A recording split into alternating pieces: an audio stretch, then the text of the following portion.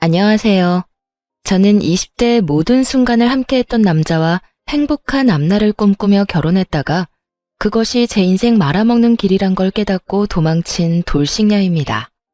앞으로 살아갈 날에 비하면 아무것도 아닌 그 10년이 뭐라고 그렇게 참고 살았는지. 지금 생각하면 한심하긴 하지만 그 순간에는 참다 보면 좋은 날이 꼭 찾아올 거라 믿어 의심치 않았었어요. 하지만 결과적으론 저는 이혼을 하게 되었고 이렇게 사연까지 쓰게 되었네요. 그러면 제가 이혼을 하게 된 사연 한번 들어보실래요?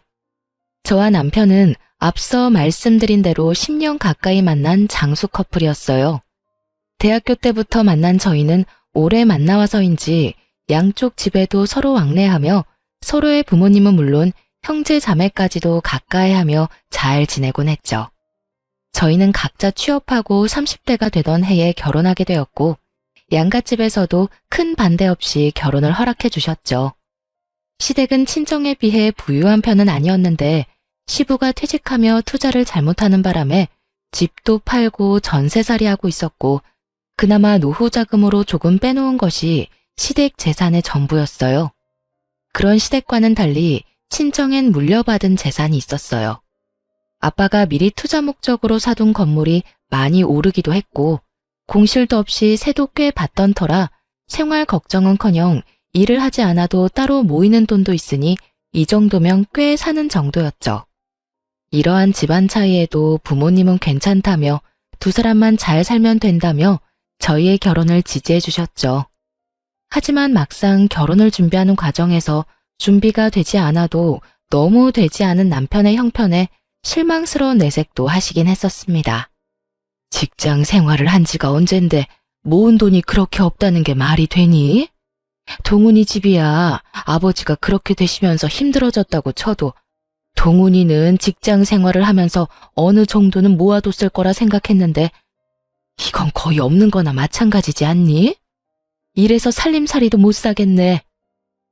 엄마, 내가 돈 많고 능력 좋은 사람 만나서 결혼할 거면 동훈이랑 결혼한다고 했겠어? 엄마도 늘 그랬잖아. 젊어 고생은 사서도 한다고.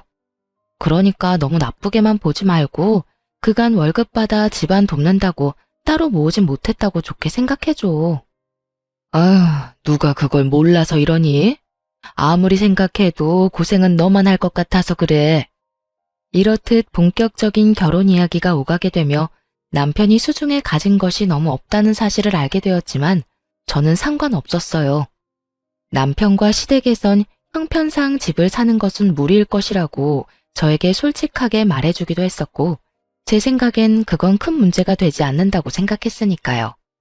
저는 엄마에게 말했듯이 남편의 능력이나 시댁의 부를 보고 남편과 결혼하려는 게 아니었거든요.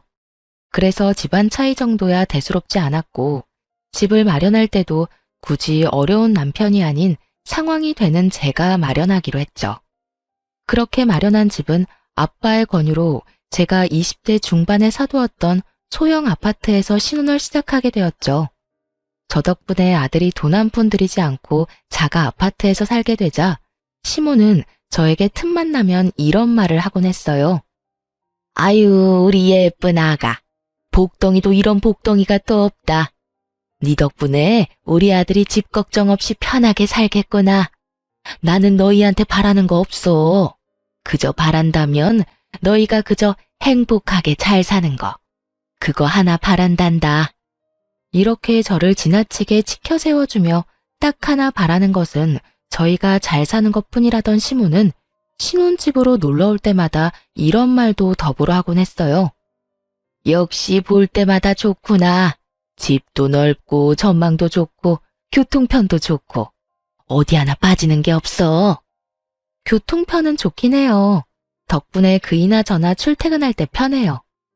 그렇지? 집값도 많이 오르지 않았니? 네가 처음 이 집 살 때에 비하면 한 2배, 3배 가까이 오르지 않았니? 네? 그게 계산해보진 않아서 자세히는 모르겠네요. 내가 계산해보니 2배는 훌쩍 넘은 것 같더라. 어쩌면 그 나이에 이런 집을 마련할 생각을 했는지 다시 생각해도 넌 복덩이야. 저조차도 알아보지도 계산해보지도 않은 집값을 시모는 시시때때로 계산하고 있는 듯 했고, 그런 시모의 모습이 이상하다 싶긴 했지만 그냥 그런 사람인가 보다 하고 별 대수롭지 않게 생각했어요. 그러던 어느 날부터인가 집에 음식이라든지 장봐둔 재료들이 없어지는 걸 느끼게 되었어요.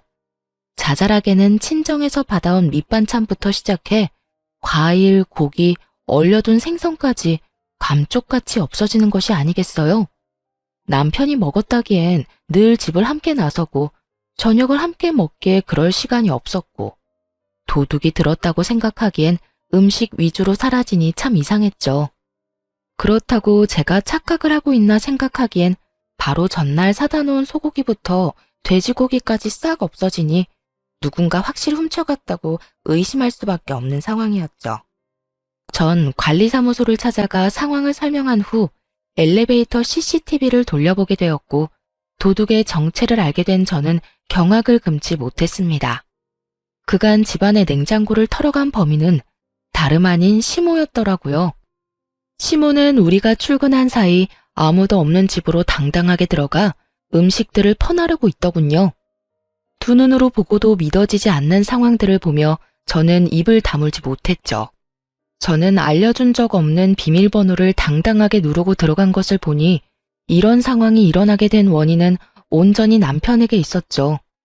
저는 지체하지 않고 남편에게 전화를 걸었어요. 당신 어머니한테 우리 집 비밀번호 알려드렸어? 저번에 엄마가 반찬 가져다 준다고 좀 알려달라고 하길래 알려줬는데? 왜? 반찬을 가져다 주기는 개뿔.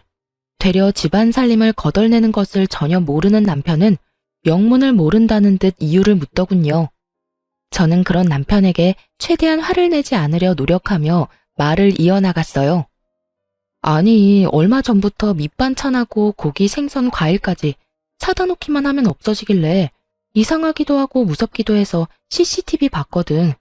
그런데 글쎄 어머님이 우리 없을 때 오셔서 다 가지고 가셨더라고. 그래? 뭐 그러실 수도 있지. 그래서 아까워? 아까운 것보다 조금 황당해서 그렇지.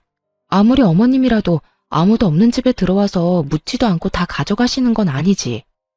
당신이 어머님께 잘 말해줘. 다음부터 필요하신 거나 드시고 싶은 거 있으면 연락하시라고. 그리고 아무도 없는 집에 오는 것도 좀 그렇다고 말이야. 그리고 당신도 그래. 집 비밀번호를 나하고 상의도 안 하고 알려드리면 어떻게 해? 당신 혼자 사는 집도 아니고 나도 함께 사는 집이잖아. 나한테 상의 정도는 했어야지. 저는 아무래도 이건 아니다 싶어 아닌 건 아니라고 남편에게 말했고, 남편은 제 말에 득달같이 화를 내며 이렇게 말하더군요. 뭐? 그까짓 거 얼마나 한다고 그딴 말을 전하래. 그리고 우리 엄마가 우리 집에 온다는데 아무도 없든 말든 그게 무슨 상관이야? 당신 지금 당신이 마련한 집에 내가 들어가서 산다고 지금 무시하는 거야? 무슨 사람을 거지로 하나? 우리 엄마가 고기 사 먹을 돈이 없어서 그런 걸 가지고 갔다 이거야 지금? 무슨 말을 그렇게 해? 나는 그런 말이 아니잖아. 아무리 어머님이라고 해도 우리 집에 그렇게 마음대로 왔다 갔다 하는 건 아니니까 잘 전해달라는 말이잖아. 음식도 어머님이 돈이 없어서 그렇다는 게 아니라 나도 다 필요해서 사다 놓은 건데 어머님이 그렇게 말도 안 하고 가지고 가면 내 입장에선 곤란하다고 말하는 거야. 왜 이런 말을 집 이야기로 받아들여? 당신 지금 너무 베베 꼬인 거 알지? 됐고. 당신 말대로 집에 아무도 없을 때 오지 말라고 할 테니까 끊어. 나 일해야 해.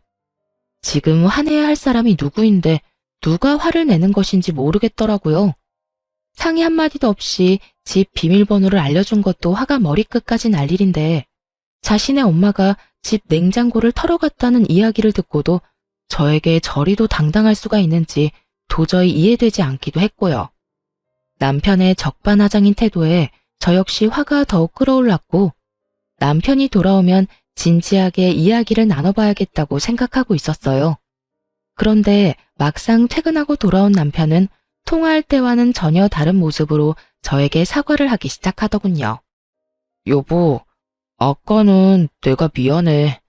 회사에서 좀 안 좋은 일이 있었는데 당신한테 그런 말까지 들으니까 괜한 자격지심에 말이 나쁘게 나가버렸어. 우리 엄마가 잘못한 일이 분명한데 내가 미안해. 그리고 비밀번호도 당신한테 아무 말도 하지 않고 알려줘서 미안. 나는 그냥 엄마가 반찬 만들어서 냉장에 넣어두고 간다고 하니까 대수롭지 않게 생각하고 그냥 알려줬던 거지 다른 뜻은 없었어. 저렇게 저자세로 나오니 잔뜩 화가 났던 마음이 조금 풀리더군요. 무엇보다 회사에 있는 사람한테 전화로 그런 이야기를 했다는 것이 마음에 걸리기도 했고요. 여보, 당신 마음 잘 알겠어. 나도 당신 회사에 있는 시간에 집안일로 전화해서 미안해. 앞으론 이런 일로 얼굴 붉히는 일 없도록 신경 써줘. 나도 다른 건 몰라도 회사에 있을 땐 이런 일로 전화하진 않을 테니까. 알겠어. 엄마한테 앞으로 집에 마음대로 오는 건 자제해달라고 좋게 이야기할게. 당신 곤란하지 않도록 잘 이야기할 테니까 이제 걱정하지 마. 이 사건 이후 남편이 말을 잘하긴 했는지 시모가 아무도 없는 집에 오는 일은 없었어요.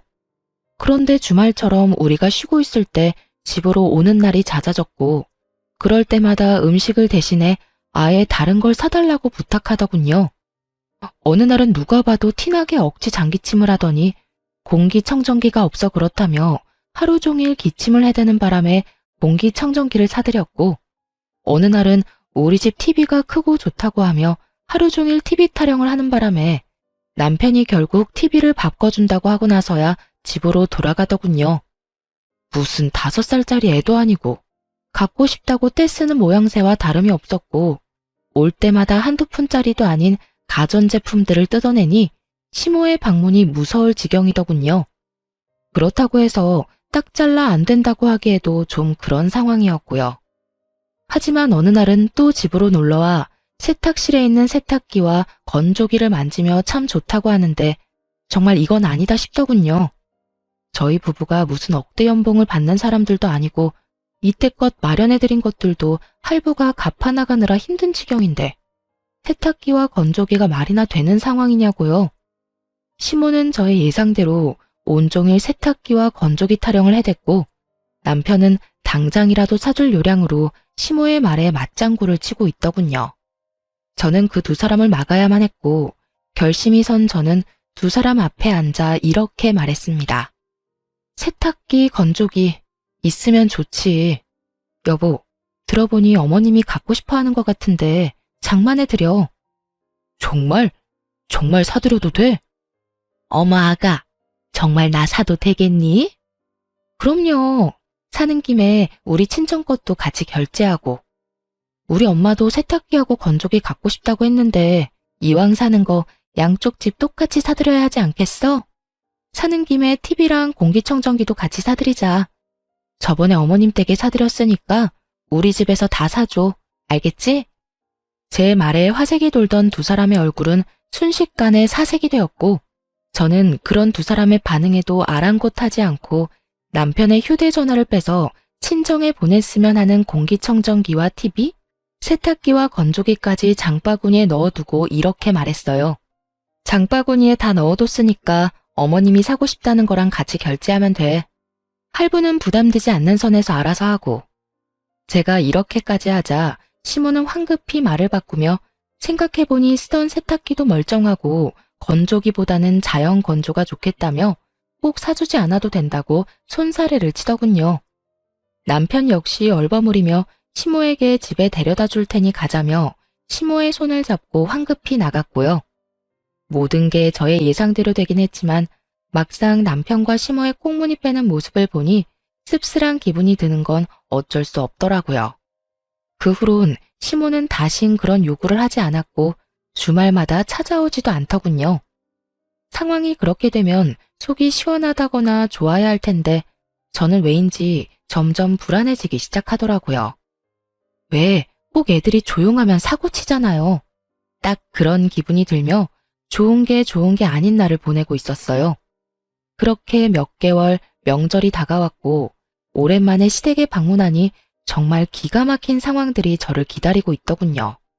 시댁에는 제가 보지 못한 소파, 식탁들이 자리하고 있었고 아차 싶은 마음에 세탁실에 가보니 아니나 다를까 시모가 갖고 싶어 하던 건조기와 세탁기가 떡하니 자리 잡고 있더군요.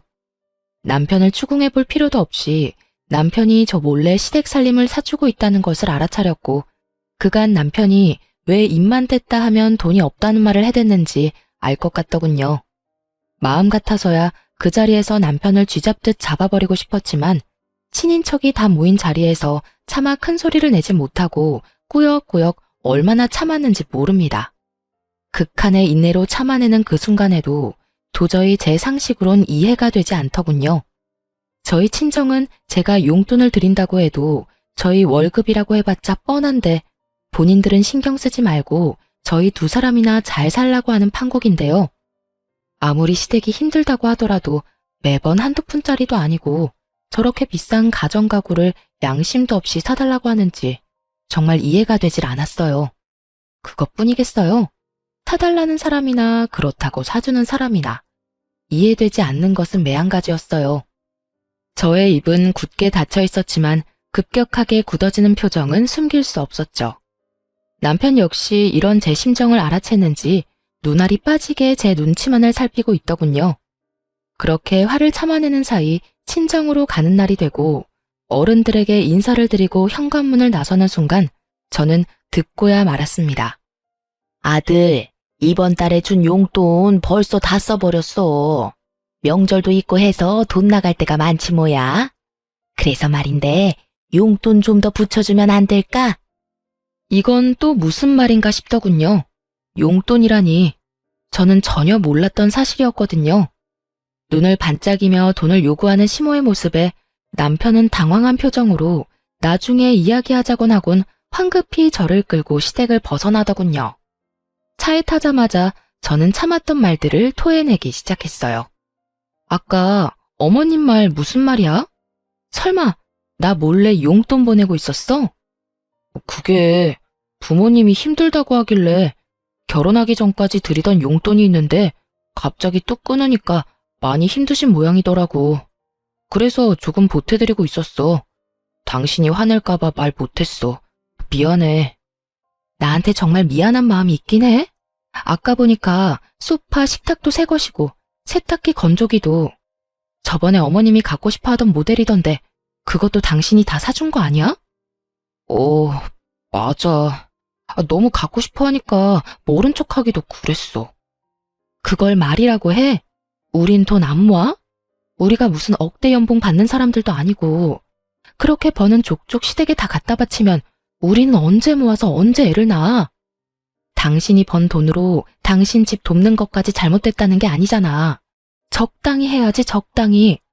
가전, 가구 다 카드로 샀을 거고 그 할부 갚아나가면서 용돈까지 주면 당신 월급에서 남는 게 있긴 해?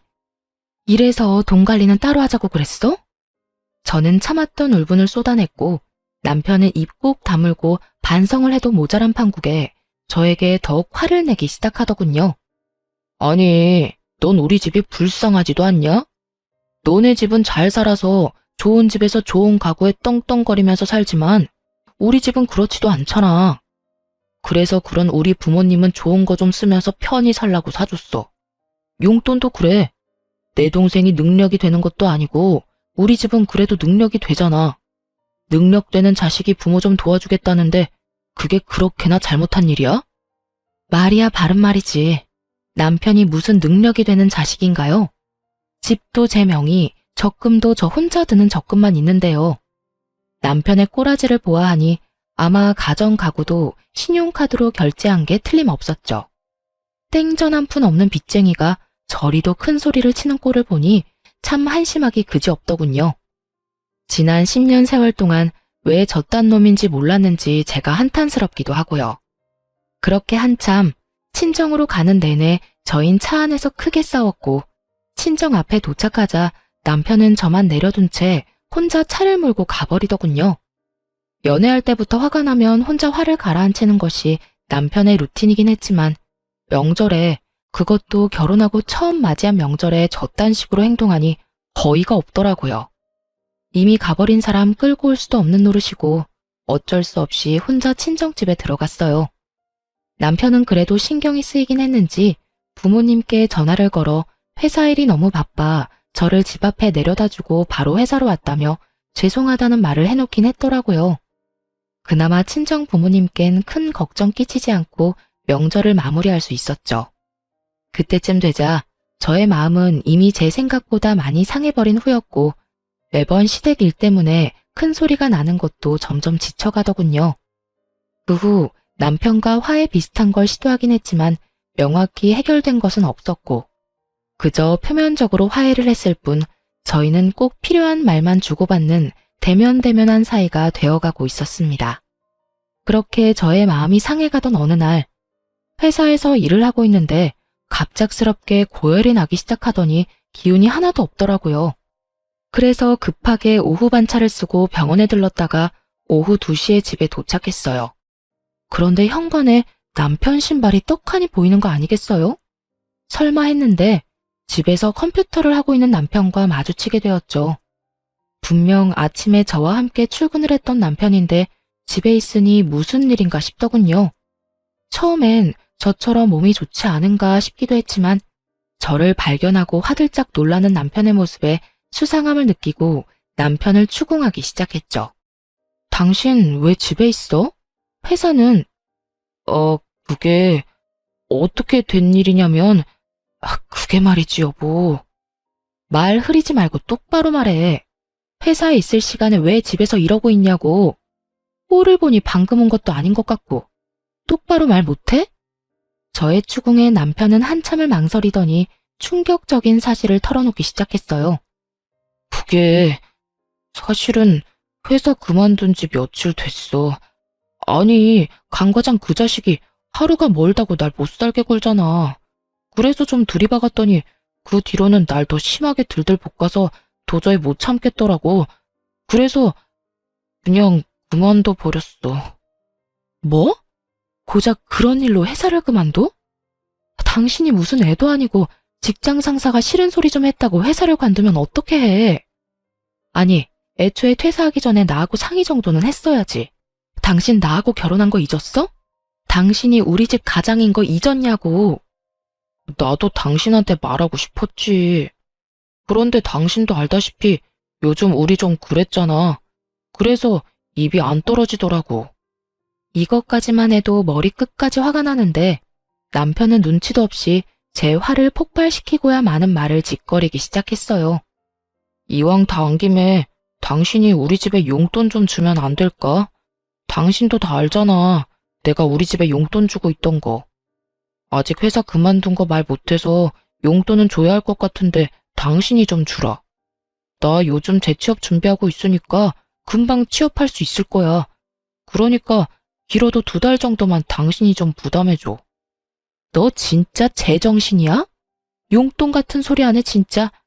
지금 우리 생활이 다 무너지게 생겼는데 당신은 이 와중에 당신 집 용돈 걱정이나 하고 있어? 이게 무슨 말도 안 되는 소리야 도대체.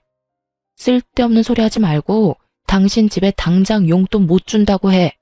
회사도 그만뒀다고 이실직고 하고. 그래야 당신 집에서 당신한테 뭐 사달라는 말 따윈 안 할 거 아니야. 저는 결국 폭발하고야 말았고 남편은 그렇게까지 화를 내는 저를 처음 봤었기에 고개를 푹 숙이고 작은 목소리로 이렇게 말하더군요. 알겠어. 당신 뜻대로 할게. 그런데 우리 집에 말하는 건 조금만 기다려줘. 정말 입이 안 떨어져서 그래. 조만간 꼭 말할게. 꼭 말해. 알겠어? 그리고 퇴직금 받았지? 그거 다 내놔. 당신한테 뒀다간 그거마저도 어디에 어떻게 쓸지 믿을 수가 없으니까. 알겠어. 정말 이때쯤엔 이혼하고 싶은 마음이야 굴뚝이었지만 그간 함께한 세월이 먼지.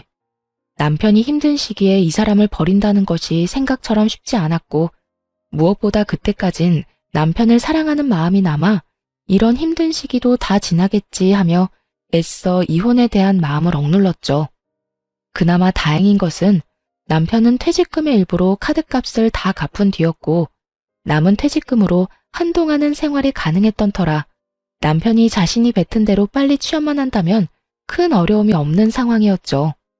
물론 남편도 많이 반성한 것 같고 앞으론 상황이 점점 나아질 거라 믿었고요. 하지만 이런 저의 예상은 심으로 인해 산산조각이 나고 말았습니다. 남편의 용돈이 끊어지자 시모는 저에게 득달같이 연락을 하더군요. 아가, 혹시 바쁘니? 조금 바쁘긴 한데 잠시 통화할 시간은 돼요. 왜 그러세요? 무슨 일 있으세요? 그게 아범이 주던 용돈이 끊겨서 말이다.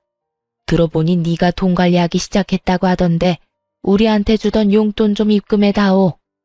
어머님, 저희도 요즘 생활 힘들어요. 그래서 드리는 말씀인데 한동안은 용돈 못 드려요. 뭐? 용돈을 못 줘? 너희가 한 달에 버는 돈이 얼만데 그까짓 돈 몇 푼이나 된다고 그걸 못 준다고 쪼잔하게구니? 그러지 말고 좀 붙여주렴. 말이야 바른 말이라고. 그게 다 네 돈이니? 내 아들 돈이지 않니?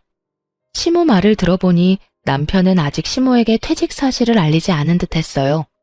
당장이라도 남편이 백수라는 걸 알려버릴까 싶기도 했지만 남편의 부탁도 있고 해서 그저 안 된다고 딱 잘라 말하곤 전화를 끊어버렸습니다. 그 뒤로도 시모의 연락이 오긴 했지만 전 다 무시해버렸고 상황이 그렇게 되자 시모는 다시 저희 집을 들락날락하며 음식들을 다시 훔쳐가기 시작하더군요.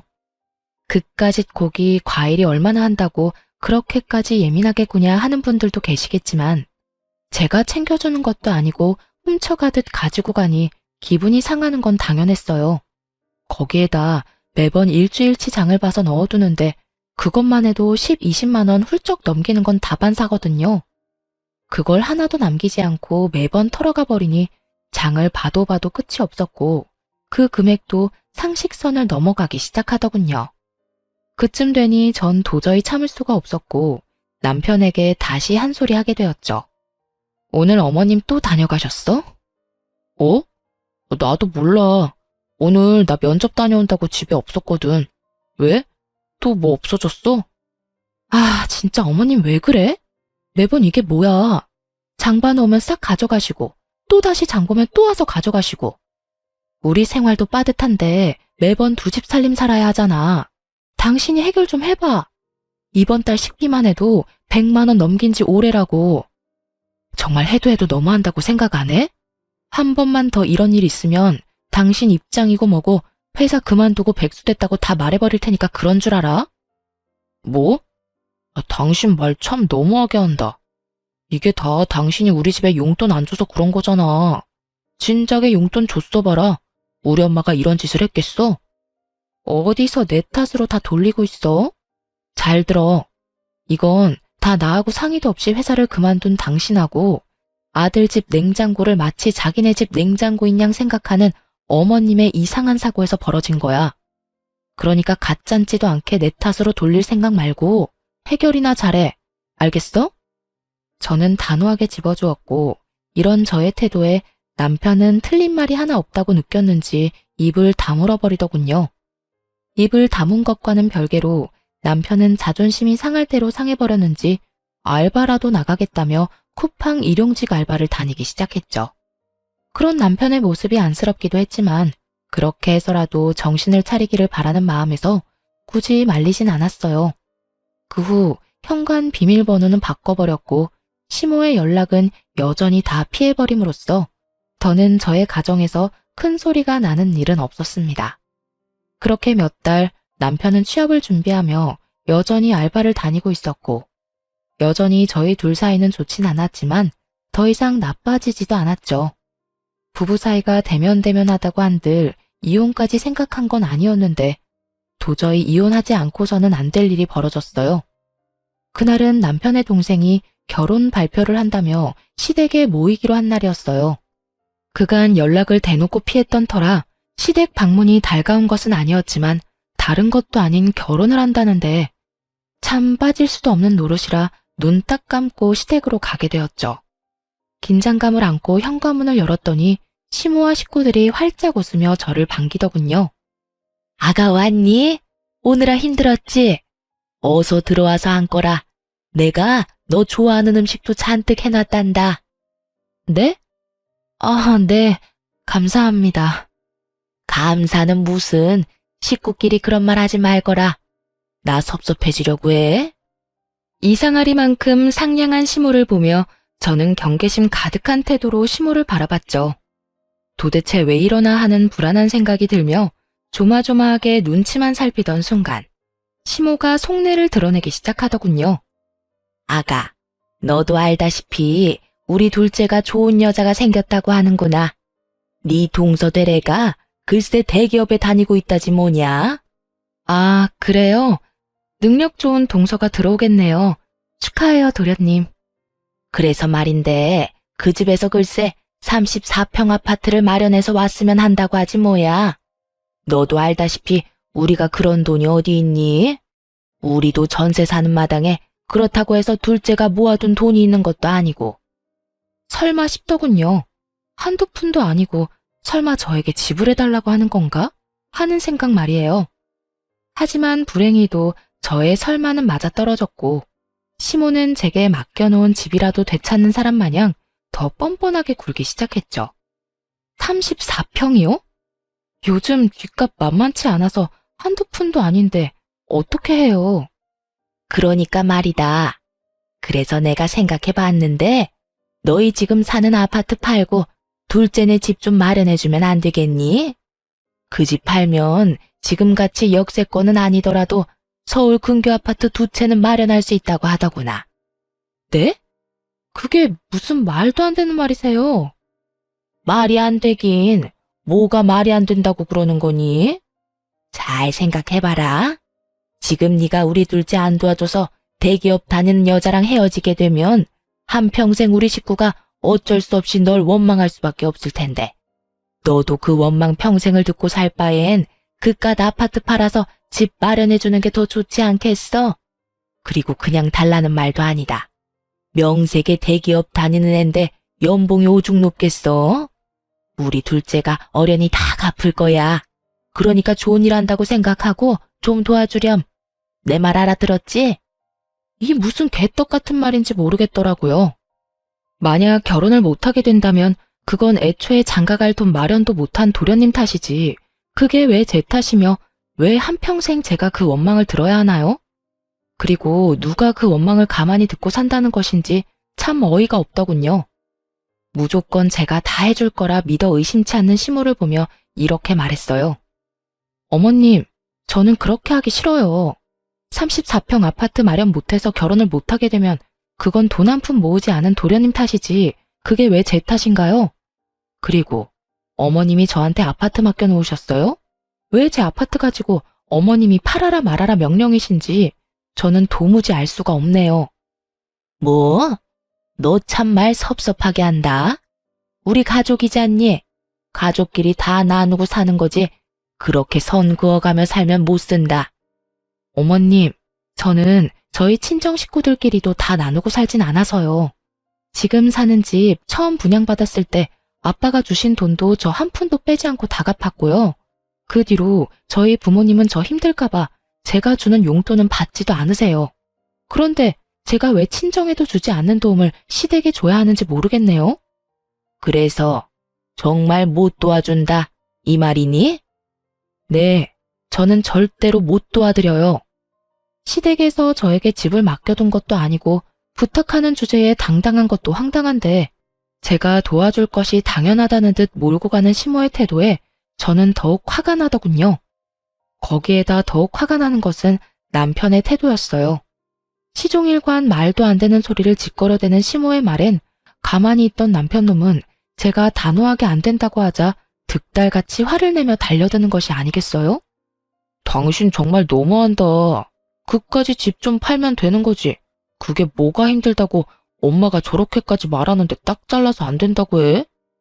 그까지 집? 당신이 그까짓이라고 말할 상황이 된다고 생각해? 제발 말하기 전에 당신 상황이나 되돌아봐. 도와줄 능력이 안 될 것 같으면 함부로 나서지도 말고. 알겠어? 뭐? 나서지도 말라고?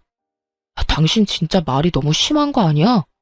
내가 그래도 당신 남편인데 그딴 식으로 말할 거야? 심한 건 당신 집이겠지. 다른 것도 아니고 내 집을 팔아라 말아라 하는데 이건 심하다고 생각 안 해? 그리고 당신이 내 남편이 맞긴 해.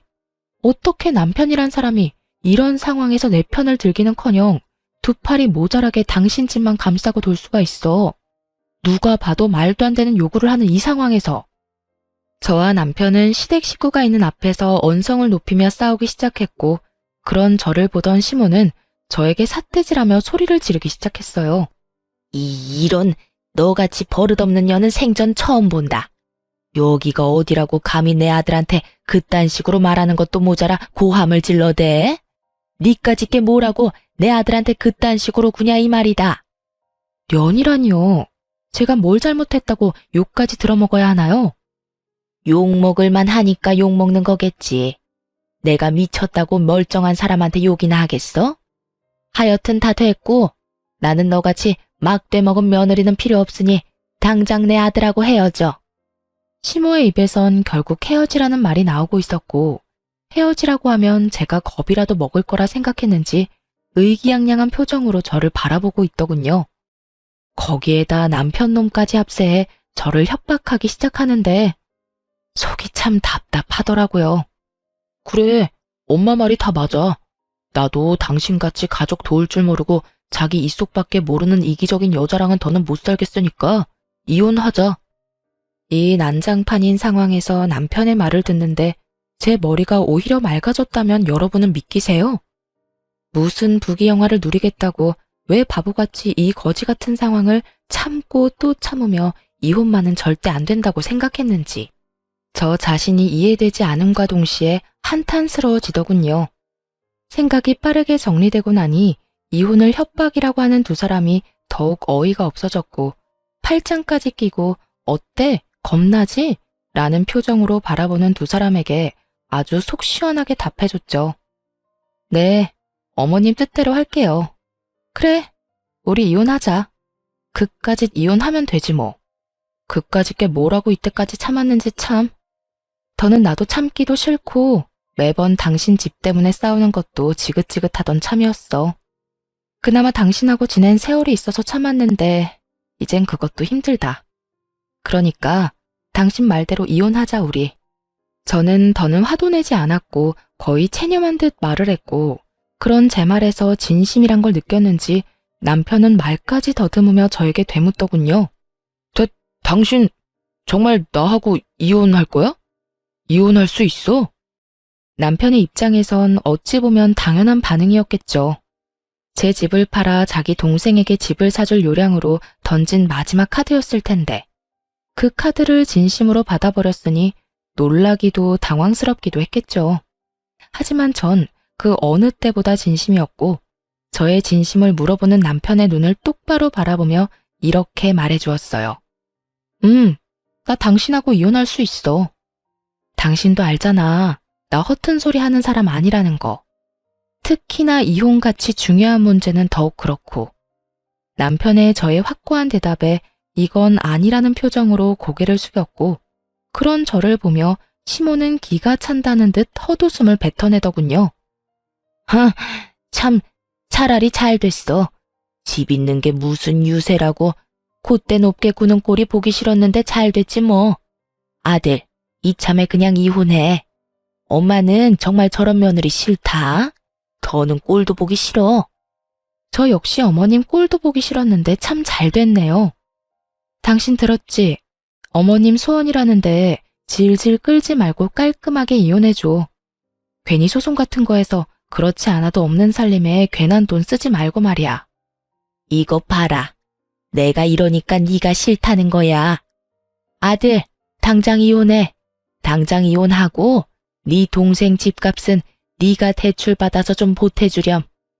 신용대출이라서 많이는 안 되겠지만 일부라도 네가 보태주면 네 동생 부담도 덜 되고 좋지 않겠니? 일단 그렇게라도 집부터 마련해서 결혼부터 시키고 다른 문제는 그 다음에 생각하자꾸나. 시모의 말을 듣고 있는데 저는 어이없어서 크게 웃어버렸어요. 자기 아들 상황이 어떤지도 모르면서 어쩌면 저렇게 머릿속에 꽃받칠 수 있을까 하는 마음에요. 죄송해요. 지금 상황이 너무 웃겨서 저도 모르게 웃음이 다 났네요.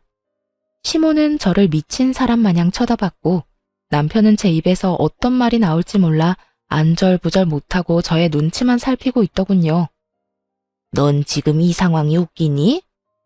네, 조금 많이요, 어머님. 지금 어떤 큰 계획을 세우고 있는지 알겠는데요. 아마 그렇게는 안 될 거예요. 뭐? 그게 무슨 소리야? 어머님 그 잘나신 아들이요. 회사 과장이 싫은 소리 좀 했다고 회사 때려치우고 백수된 지 오래됐어요.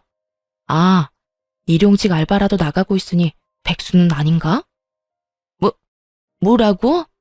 너 그게 사실이야? 시모는 인상을 잔뜩 구기며 남편에게 물었고 남편은 한숨을 크게 내쉬며 모든 사실을 털어놓았어요. 어쩌다 보니 그렇게 됐어. 그러면 우리 둘째 집은? 결혼은? 넌 왜 진작 엄마한테 아무 말도 안 한 거야? 아니, 그리고 회사까지 그만둔 마당에 넌 뭘 믿고 이혼을 하자고 말한 거야? 그거야. 엄마가 먼저 헤어지라고 하니까 나도 홧김에 그런 거지. 그리고 누가 진짜 이혼하자고 할 줄 알았나? 그야말로 오합지졸이 따로 없더군요. 한심해서 저를 몰아세울 때는 언제고 이젠 서로 잘못했다고 따지고 드는 꼴이라니. 정말 볼만하더라고요.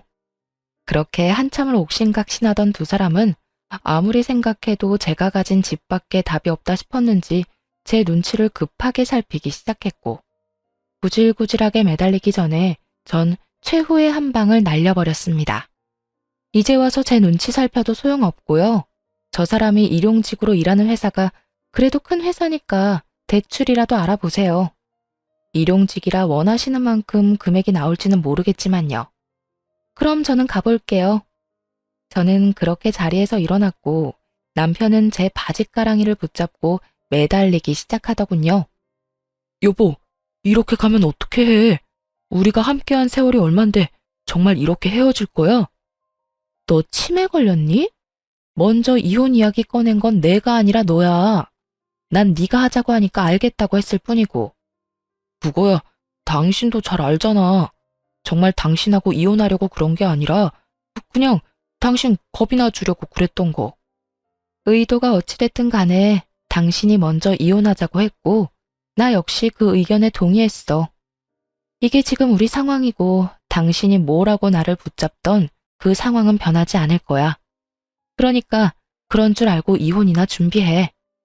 저는 끝까지 매달리는 남편을 매몰차게 뿌리치고 집으로 돌아와 버렸고 집으로 돌아오자마자 남편의 짐을 킥으로 시댁에 보내버렸어요. 짐을 싸는 순간 지난 10년의 세월이 떠올라 얼마나 울었는지 모릅니다. 결혼 생활이 거지 같았기에 그렇지 연애하는 내내 참 행복했거든요. 그 행복하던 모든 순간도 결국 이혼이란 이름 아래 다신 떠올리기도 싫은 기억이 되어버렸지만요. 어찌되었든 전 마음을 다잡고 이혼을 진행했고 남편은 소송할 돈도 없는지 순순히 이혼 절차를 밟아주더군요. 이혼을 하며 위자료는 많이 받진 못했지만 그때라도 그 구렁텅이에서 빠져나왔다는 것을 위안 삼기로 했습니다. 저의 이혼으로 인해 당연히 그 잘난 시동생의 결혼은 없던 일이 되었고 쿠팡알바 벌이만 믿고 전 시댁에 저 몰래 또다시 용돈을 퍼줬던 전 남편은 땡전 한 푼이 없어 대출까지 받아 위자료를 주게 되었어요. 그 덕에 오갈 데도 없는 빚쟁이 신세가 되어 전 시댁으로 돌아가게 되었고요. 이혼이 확정되던 날 전 시모가 다 죽어가는 목소리로 전화가 왔더군요. 무슨 일이세요? 더는 통화할 일 없는 것 같은데요. 아가, 그러지 말고 다시 한번 생각해보면 안 되겠니? 이제 와서 생각해보니 내가 도대체 무슨 짓을 했는가 싶더구나. 너 같은 복덩이한테 내가 감사한 줄도 모르고 그간 너무 심했다 싶어. 왜요? 백수의 빚쟁이까지 된 아들 데리고 살려니까 앞날이 캄캄하세요? 그래서 이제 와서 저한테 이렇게 용서를 구하시는 거예요? 뭐 그래서 그런 게 아니라 너희 둘 서로 많이 사랑했지 않니? 괜히 내가 너희 사이를 갈라놓은 것 같아서 마음이 편치 않아서 그래. 그러니까 다시 한 번만 생각해보면 안 되겠니? 내가 이렇게 용서를 구하마. 전 시모는 떨리는 목소리로 잘못을 뉘우쳤다며 제발 한 번만 용서해달라고 굽신거렸어요. 더는 대꾸할 가치도 없다고 느낀 저는 그대로 전화를 끊어버렸고요. 끊어버린 후에 바로 차단까지 해버렸어요. 그 후론 연락이 닿는 일은 없었고 전 남편도 저를 찾아오거나 하진 않더군요. 그렇게 질기고도 구질구질한 인연이 끝난 후 저는 누구보다 잘 지내고 있습니다. 전 시모의 말대로 아파트 값이 많이 오른 저의 첫 집은 시세에 맞게 잘 처분해 큰 이익을 남겼고 집을 판 돈으로 회사에선 좀 멀긴 하지만 오랜 저의 로망이었던 주택을 매매했네요. 요즘 혼자 사는 재미를 제대로 느끼고 있어요. 주말이 되면 마당 정원 꾸미는 맛에 푹 빠져 시간 가는 줄 모르고 살고 있거든요. 노동을 하면 잡생각이 들지 않은 점이 좋기도 하고 다 하고 나면 몸도 마음도 뿌듯할 만큼 멋지게 변해 있는 정원을 보는 재미도 있고요. 더없이 좋은 취미 생활이라고 생각이 드네요. 저에게 잘 맞기도 하고요. 전 남편과 함께 했던 세월이 길었던 만큼 정신적 스트레스가 아예 없었던 건 아니었어요. 당할 만큼 당했고 질릴 만큼 질렸기에 힘들지 않을 거라 생각했는데 현실은 그렇지 않더라고요. 때때로 좋았던 기억이 떠오르기도 하고 벅차게 행복했던 기억이 떠오르기도 하고요. 그렇다고 해서 후회는 하지 않으니 좋았던 건 좋았던 대로 두면 언젠가는 무뎌질 거라 생각하고 있어요. 그리고 생활이 안정되고 혼자 된 생활에 적응하고 나니 진작 이혼할 것을 왜 꾸역꾸역 참고 살았나 싶은 생각이 들기도 하고요. 이 정도면 꽤 만족스러운 이혼 후기 아닐까요? 이로써 저의 긴 사연은 끝이 났습니다. 제 사연 들어주신 모든 분들 감사합니다.